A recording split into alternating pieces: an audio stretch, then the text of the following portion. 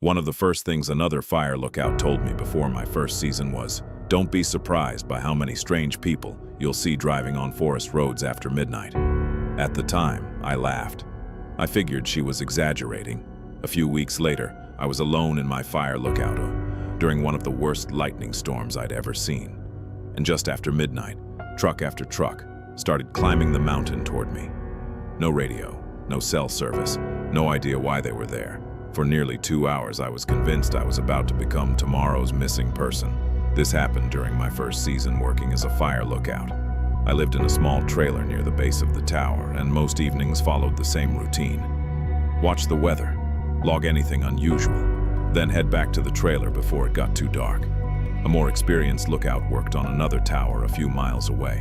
She'd spent nearly 10 years at my tower before transferring. Before she left one afternoon, she smiled and gave me a piece of advice. If you're ever up there after dark, don't be surprised by the weirdo driving around the Forest Service roads. I assumed she meant campers who got lost or hunters heading home late. I had no idea what she meant. A few nights later, a thunderstorm started building just after sunset. The lightning was incredible. At first, it stayed well to the west, so I climbed the tower planning to watch it for maybe half an hour before heading back down. Instead, the storm turned. It came straight toward me. By the time I realized how fast it was moving, climbing down didn't seem like the smartest idea anymore. The tower felt safer than hiking half a mile through the forest carrying metal equipment while lightning was striking nearby. So, I stayed. Within 30 minutes, the storm was directly overhead. I've never seen lightning like that before or since. It wasn't an occasional flash, it was constant. The sky never stayed dark for more than a second or two. One strike landed so close to the tower that my vision went completely white. For several minutes afterward, I could still see the outline burning into my eyesight. The entire mountain shook every time thunder rolled overhead. It honestly felt like someone was swinging an enormous flashlight back and forth across the sky. Between strikes, everything disappeared into complete darkness. Then another flash would light up every tree for miles. It was beautiful and terrifying. About half a mile down the road, there was a guy camping in his SUV. I talked with him a few times during the week. He was friendly, traveling with 2 big dogs, and planned to stay another week or so before moving on. Knowing he was somewhere below me made me feel a little better. At least I wasn't completely alone on the mountain. Around midnight, during one particularly bright flash, I noticed headlights climbing the road toward the tower. That immediately caught my attention. Almost nobody drove those roads that late, especially not during a lightning storm. The truck passed the camper's vehicle and continued climbing. I instinctively crouched below the tower windows. I was alone. I'm a woman, and I had absolutely no interest in introducing myself to strangers at midnight on top of a mountain. I watched through the windows instead. The truck stopped just below the tower, where the road narrowed into an old 2-track trail. 2 people climbed out carrying flashlights. They slowly searched the ground around their truck. Then they walked several yards into the trees. I remember trying desperately to come up with a logical explanation. Maybe someone had lost livestock. Maybe they dropped equipment. Maybe. But every explanation sounded ridiculous. Who searches for anything on top of a mountain during one of the worst lightning storms imaginable?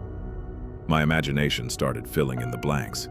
Maybe they were hiding something. Maybe they were looking for someone. Maybe they knew I was alone. After 10 or 15 minutes, they got back into the truck and drove back down the mountain. I let out the breath I'd apparently been holding. Then I watched them stop beside the camper's SUV. Their flashlights moved around outside for a few minutes. I started feeling bad for the guy. He was probably asleep inside, trying to stay warm. Eventually, they left.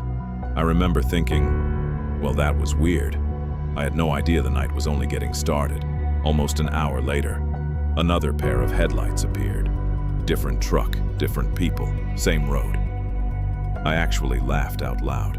What is going on? The second truck parked even closer to the tower than the first. Again, 2 men got out carrying flashlights. Again, they slowly searched the area. By now my heart was racing. Lightning continued crashing around the tower while two complete strangers wandered around beneath me in the middle of the night.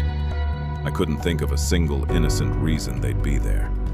I checked my phone. No signal. The radio sat in the corner, turned off.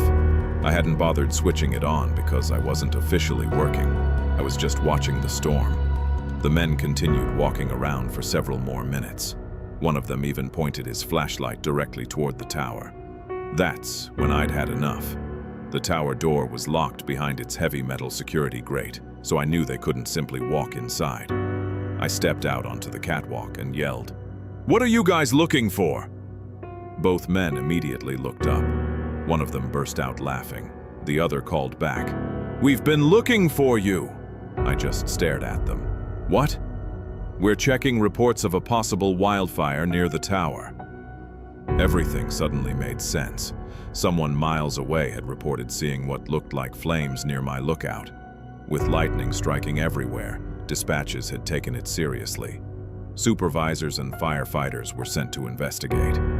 Nobody had radioed me, because nobody knew I was sitting in the tower. Meanwhile, I'd spent the last 2 hours hiding from the very people who would have made me feel safer. The next morning, I walked that stretch of road in daylight. The rain had turned the dirt into soft mud. The firefighters' tire tracks were easy to find. So were their boot prints. But where I'd seen that first truck stop, there was nothing. No tire tracks, no footprints, no sign that anyone had ever been there. I stood there for a long time, trying to convince myself I'd imagined it. Maybe the lightning had played tricks on my eyes.